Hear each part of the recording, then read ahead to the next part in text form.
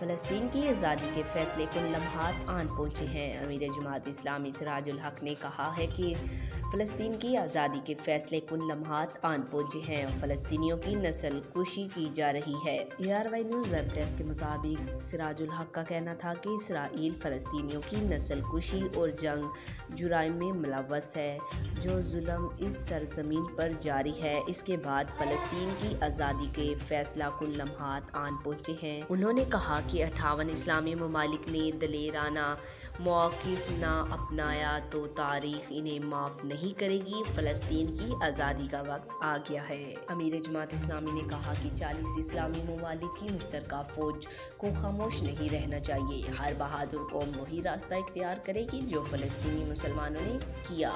सिराजुल हक ने कहा कि अहले फ़लस्तीन जानों पर खेल कर मस्जिद अक्सा की हिफाजत कर रहे हैं। उम्मत फ़लस्तीनियों के एहसानात का बदला चुकाए। कौम जमात इस्लामी के कायम करदा फ़लस्तीन फंड में बढ़ चढ़ कर अतियात दें। आज तक के लिए इतना ही। जाते जाते आपसे गुजारिश है वीडियो को लाइक करें, चैनल को सब्सक्राइब करें, दी गए बेल आइकन को दबाएं और कमेंट में अपनी राय का इज़हार ज़रूर करें।